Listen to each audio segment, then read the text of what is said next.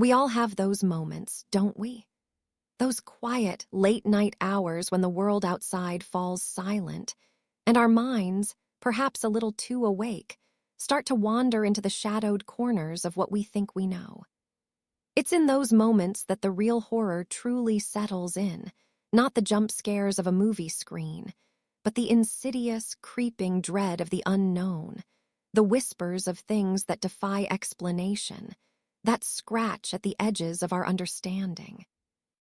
Tonight, let's pull our blankets a little and delve into some of those chilling accounts, stories that aren't just fiction, but echoes of real experiences, things that happen to ordinary people in ordinary places, forever changing their perception of reality. These are the true horrors, the midnight whispers of the unknown, that linger long after the light of day returns.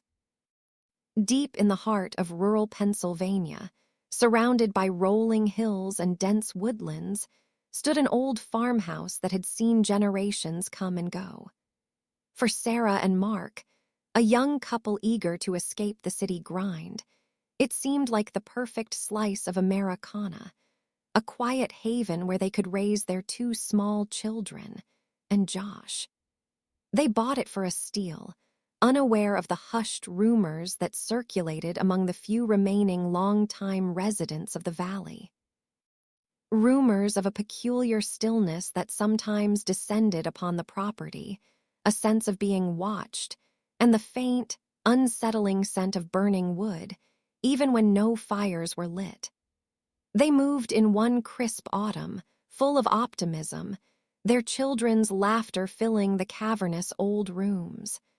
But the house, with its ancient timber and deep-set windows, held secrets, and it wasn't long before those secrets began to stir. It started subtly, as these things often do. Their sensitive 6-year-old began talking about her friend, a tall, quiet man named Thomas who lived in the attic. Sarah and Mark, both rational people, gently humored her, attributing it to a vivid imagination in a new, exciting environment.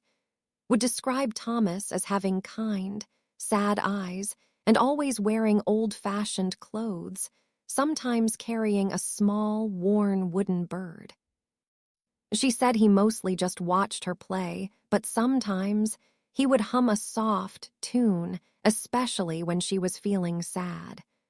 The details were a little too specific, a little too consistent for mere fantasy. Then came the sounds.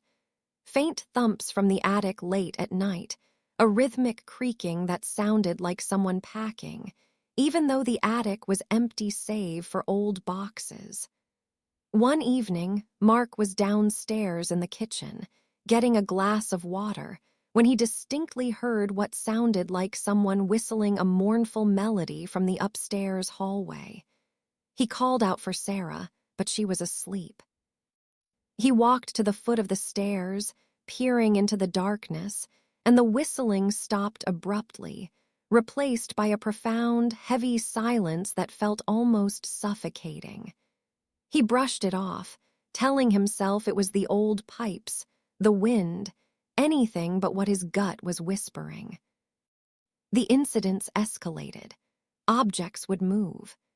Sarah's antique locket, a family heirloom, disappeared from her dresser only to reappear days later, hanging from the dusty, disused chandelier in the dining room. Doors would close themselves, sometimes with a gentle click, sometimes with a soft thud that reverberated through the quiet house. One morning, Sarah found a small, meticulously carved wooden bird, perfectly preserved despite its aged appearance, sitting on its bedside table. Swore Thomas had left it for her. Sarah examined it closely, the craftsmanship ancient, the wood darkened with age, and a cold dread began to coil in her stomach. This was no toy. Concerned, Mark began to research the farmhouse's history. He found old property deeds, census records, and eventually, a local historical society that held an archive of the valley's past. He learned of a family, the Millers, who had owned the farm in the late 1800s. The son, Thomas Miller, a gentle, artistic soul who loved to carve wooden birds, had been engaged to be married. But a tragic barn fire, accidental or otherwise, had claimed his life just weeks before his wedding. His heartbroken had left the valley soon after, and his parents, consumed by grief, had sold the farm and moved away. Thomas, it seemed, had never truly left. The revelation brought a chilling clarity to their experiences. His friend was the spectral echo of a young man, heartbroken and perhaps still searching for what he had lost. The wooden bird, the whistling, the gentle presence, it all aligned. Sarah and Mark sat down, explaining in simple, gentle terms about Thomas, the kind man who used to live in their house, and how he might still be a little sad. With the innate understanding of children, accepted it without question, a quiet solemnity settling over her. They decided to acknowledge Thomas. Mark left a small, freshly carved wooden bird, a simple, unpainted piece he fashioned himself, on the attic floor. Sarah started humming the tune had described, sometimes softly in the evenings. They spoke to him quietly, respectfully, telling him that his story was remembered, that he wasn't alone, that they would care for his home. The change was palpable. The heavy silence in the house lifted, replaced by a lighter, almost serene atmosphere. The whistling ceased, the footsteps faded, and the moved object stopped. Still spoke of Thomas sometimes, but now with a sense of peace, saying he seemed happier, less sad. She said he had found his dog, Rusty, a golden retriever from the family stories, and they were playing together in the fields beyond the house. They continued to live in the farmhouse, no longer afraid, but with a profound respect for the lingering spirit of Thomas Miller. They understood that the true horror wasn't in the presence itself, but in the idea of a soul trapped by sorrow, unable to move on. Their experience taught them that sometimes the unknown isn't malevolent, but simply lonely, and that a little understanding, a little compassion, can be a powerful balm, even for a ghost. The old farmhouse, once a source of quiet dread, became a home filled with a unique sense of peace, a place where the past was not forgotten, but gently acknowledged, its whispers now softer, more like a comforting sigh in the quiet midnight hours. On the lonely stretch of Highway 101, cutting through the vast, sparsely populated desert landscape of Arizona, a truck driver named Frank Davies had an encounter that would forever scar his psyche. Frank was a veteran of the long haul, accustomed to the eerie silence of the desert nights, the endless ribbon of asphalt stretching before him, illuminated only by his headlights and the distant stars. He'd driven this route countless times, a solitary journey punctuated by the hum of his engine and the occasional truck stop coffee. But one night, under a sky unusually devoid of moonlight, the desert revealed a different kind of darkness, a horror that transcended the physical.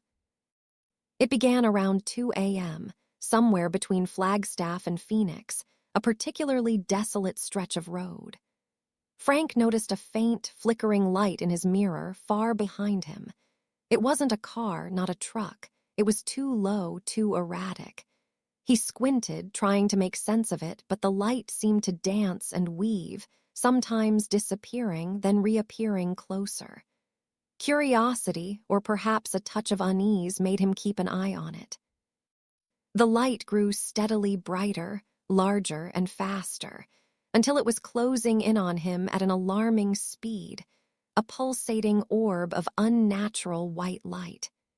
There was no engine sound, no vehicle, just the silent, blinding luminescence rushing towards him. Panic began to set in. Frank floored the accelerator, pushing his rig to its limit, but the light behind him matched his speed effortlessly, relentlessly. He felt a cold dread seep into his bones, a sense of absolute helplessness against something utterly alien.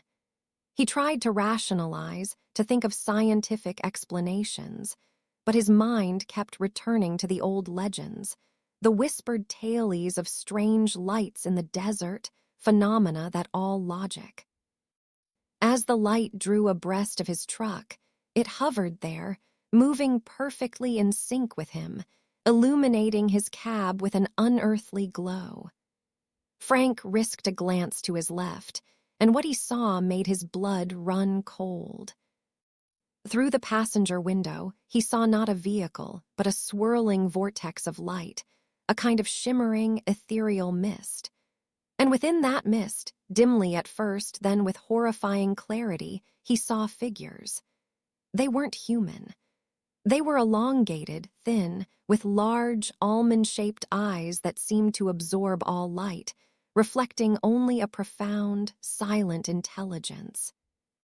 Their movements were fluid, graceful, yet utterly inhuman, and they seemed to be staring directly at him, not with malice, but with an intense, unblinking curiosity that felt more terrifying than any aggression. There was no communication, no sound, just the silent, probing gaze that seemed to peel back the layers of his very soul. Time seemed to distort. Minutes stretched into an eternity as the light craft, or whatever it was, remained beside him, a silent, surreal companion in the vast desert night. Frank felt a strange, detached sensation, as if his body was no longer his own, as if he was merely an observer to his own horror. He tried to look away, to focus on the road, but the presence was overwhelming, drawing his gaze back to the swirling light and the silent, observing figures.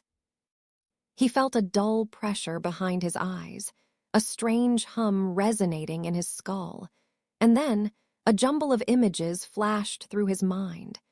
Strange symbols, alien landscapes, a sense of vast, incomprehensible distances. It was as if something was attempting to communicate, to download information directly into his consciousness, or perhaps to extract it. Just as he felt he might lose his mind, just as the silent observation became too much to bear, the light entity abruptly veered away. It shot upwards with impossible speed, a vertical streak of pure light against the black desert sky, vanishing in an instant, leaving Frank alone once more on the deserted highway. The hum in his head ceased, the pressure behind his eyes faded, and the oppressive cold that had filled his cab slowly dissipated. He pulled over to the shoulder, his hands trembling violently on the steering wheel, his body slick with a cold sweat. He leaned his head against the glass, breathing heavily, trying to process what had just happened.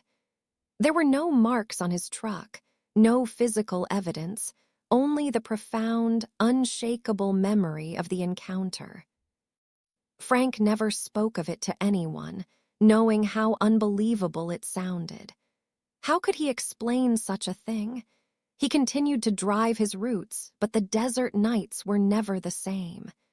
He would often glance nervously in his mirror, always searching, always half expecting to see that pulsating light reappear. The experience left him with a deep-seated sense of awe and terror, a chilling realization of how little we truly understand about the universe, and what might be silently observing us from beyond the reaches of our conventional knowledge. The vast, empty spaces of the Arizona desert held a new, terrifying significance for him, a silent testament to the real horror of the unknown, whispered not by ghosts, but by entities from beyond our comprehension.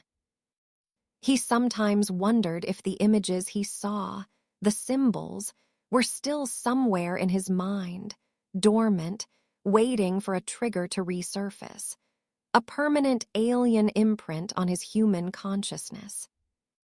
In the quiet, picturesque town of Willow Creek, nestled deep within the mountains of New York, an old, dilapidated mental asylum stood abandoned, a decaying monument to a forgotten past. For decades, locals had whispered tales of its dark history, of the experimental treatments, the screams that once echoed from its barred windows, and the lingering spirits of those who had suffered within its walls. It was a place where fear and morbid curiosity converged, drawing in amateur ghost hunters and thrill seekers. Among them were a group of college students, Jessica, Mike, and Ben, who, armed with flashlights, cameras, and a spirit box, decided to spend a night exploring its crumbling corridors, hoping to capture some evidence of the paranormal. They were looking for a thrill, but what they found was a terrifying glimpse into the true horror of lingering despair. They arrived under the cloak of a moonless night, the asylum looming before them, a skeletal silhouette against the starless sky.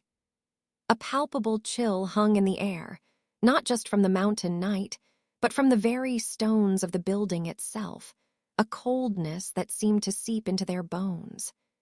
As they pushed open a rusted, groaning gate, an unnerving silence descended, swallowing the chirping of crickets and the distant hoot of an owl. The air inside was thick with dust and the acrid smell of decay, a testament to years of neglect.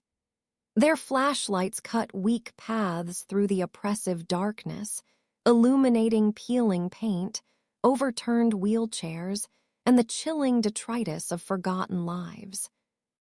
They started in the main reception area, their voices hushed, their initial bravado quickly eroding into nervous apprehension. Jessica, the most sensitive of the group, immediately felt a profound sadness, a heavy weight that pressed down on her chest. They set up their equipment, and Mike, with a trembling hand, turned on the spirit box, its static-laced frequency sweep filling the silent room with an almost unbearable white noise. For a long time, there was nothing but static, the hopeful expectations slowly giving way to disappointment. Then, through the hiss, a faint, almost inaudible whisper broke through. It was indistinct, a fleeting sound that might have been a trick of the mind. They exchanged uneasy glances. As they moved deeper into the asylum, exploring the patient wards with their rows of rusted beds and peeling wallpaper, the activity increased. Walking ahead, suddenly screamed, dropping her flashlight. It had rolled down the hallway as if pushed by an unseen force. When they retrieved it, the lens was cracked. Ben, who had been recording on his phone, later found a chilling anomaly in his footage. A dark, indistinct shadow moving rapidly across a doorway, far too quickly to be human. And the whispering returned, clearer this time, seeming to emanate from the very air around them. It wasn't words, not yet, but a cacophony of soft, desperate murmurs, like many voices speaking at once, their anguish palpable. They entered what appeared to be the hydrotherapy room, a large, cavernous space with rusted tubs and decaying machinery, a chilling reminder of the barbaric treatments once performed there. Here, the temperature dropped dramatically, so much so that their breath plumed in the air. The spirit box, placed on a broken tile floor, suddenly burst to life, spewing out clear, distinct words amidst the static. "Cold! So cold!" a child's voice whispered. Then a more guttural, male voice, filled with despair, cried out, "No, not again!" Jessica felt an overwhelming urge to weep, a profound sorrow that was not her own. She started to feel lightheaded, a sense of suffocation pressing in on her. Mike, unnerved, tried to ask questions into the spirit box, his voice wavering. "Who is here? What do you want?" The response was immediate, chillingly clear. To be free. This was followed by a series of screams, not from the spirit box, but seeming to echo from the very walls of the room, guttural, desperate cries of pain and terror that reverberated through the decaying space. It sounded like dozens of voices, all screaming at once, a symphony of torment that threatened to shatter their sanity. The flashlights began to flicker erratically. The air grew even colder, and a palpable sense of anger, of profound injustice, filled the room, pressing down on them, stifling their breath. They didn't wait any longer. Real fear, the kind that makes your stomach clench and your heart pound like a drum, had set in. They grabbed their equipment and fled, stumbling through the dark corridors, the screams still echoing in their minds, until they burst out into the blessed, if still dark, night. They didn't stop running until they reached their car, a silent agreement passing between them. They would never return. The students had sought a thrill, a taste of the paranormal, but what they found was a terrifying encounter with the lingering suffering of countless souls, a profound, chilling testament to the real horror that can persist in places of intense human misery. The abandoned asylum in Willow Creek wasn't just old brick and mortar. It was a vast, echoing tomb of torment, its midnight whispers a desperate plea from those who could never truly escape. The experience left them shaken, forever changed, with a newfound respect for the unseen boundaries of our world, and a chilling understanding that some places are best left undisturbed, their secrets buried beneath layers of time and dust, their real horrors allowed to whisper only to the silent night. In the small, isolated town of Blackwood Hollow, nestled deep in the vast forests of Northern California, an ancient legend spoke of a malevolent entity known only as the Tree Man. It wasn't a ghost, not exactly, but something far older, far more primal, a creature born of the earth itself, intertwined with the gnarled roots and towering trunks of the old-growth forest. For generations, the townsfolk had avoided a particular section of the woods, a dense, dark grove where the trees grew impossibly tall and close, and where the light of the sun rarely penetrated. They spoke of strange sounds emanating from its depths, of travelers who wandered in and never returned, and of a chilling, oppressive presence that seemed to drain the life from anything that ventured too close. A group of experienced wilderness enthusiasts, led by an adventurous young woman named, decided to challenge the legend. Along with her friends Liam and Maya and her younger brother, were seasoned campers and hikers, scoffing at what they considered old wives' tales.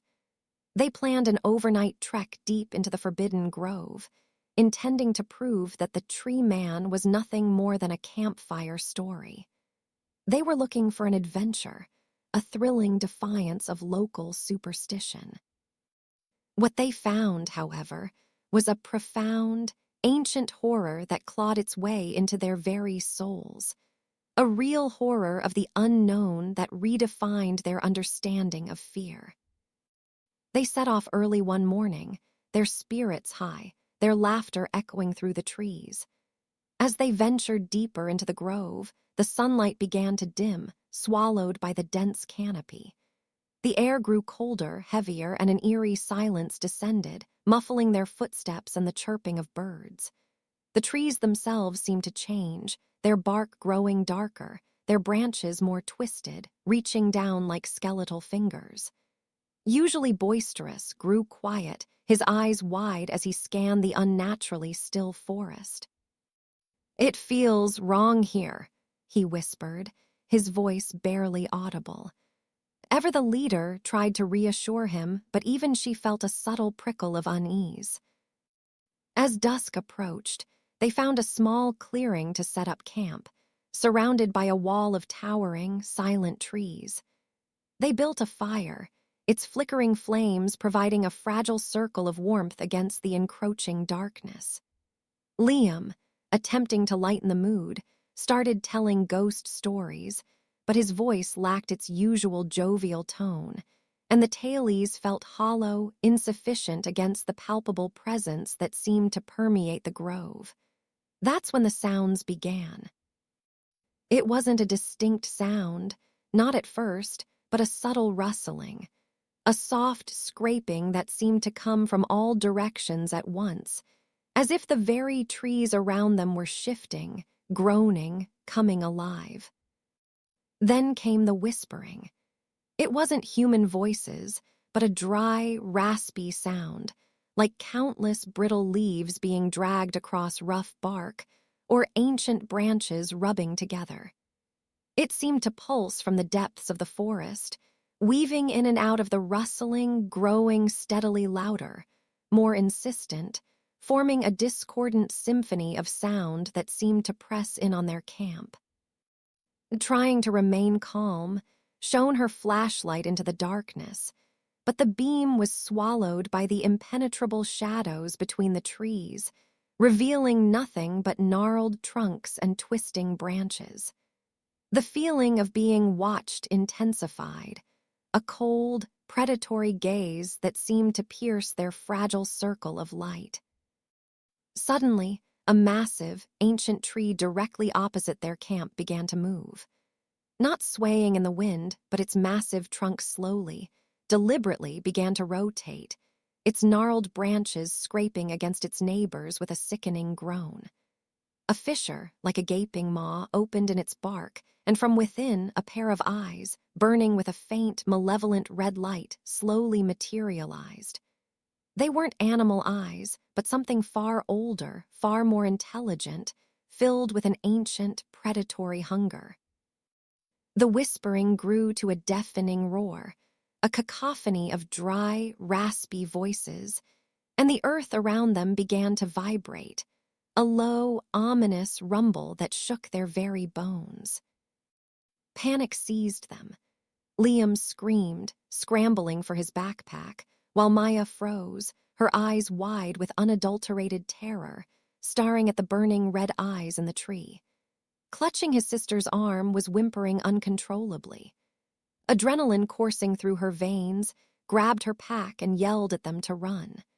They scrambled to their feet, fleeing blindly into the darkness, not caring which direction, just away from the monstrous eyes and the overwhelming presence that emanated from the ancient tree. As they ran, the forest seemed to come alive around them. Branches whipped at their faces, roots tripped their feet, and the whispering voices pursued them, closing in from all sides, now seeming to chant a single chilling word. Mine! All mine. They ran for what felt like an eternity, their lungs burning, their bodies aching, until they finally stumbled out of the dense grove, collapsing onto a more familiar, less oppressive trail. The terrifying sounds faded behind them, the oppressive cold slowly dissipated, and the normal sounds of the forest, the chirping crickets and rustling leaves, slowly returned. They were scratched, bruised, and utterly traumatized. Liam was sobbing uncontrollably. Maya was in shock, her eyes still wide with terror and huddled against, shaking violently. They had escaped, but not unscathed. They never spoke of their experience to anyone in Blackwood Hollow, knowing their story would only confirm the old legends. But the memory was seared into their minds, a chilling testament to a primal horror far older than humanity, a malevolent entity that still resided within the ancient trees, guarding its domain with an indifferent, predatory power. The Tree Man was not just a story. It was a living, breathing nightmare, a real horror of the unknown that truly existed, waiting in the midnight whispers of the forest for those foolish enough to trespass. The deep woods of Northern California, once a place of natural beauty, now held an unspeakable dread for them, a terrifying reminder that some mysteries are better left undisturbed, some whispers unheard.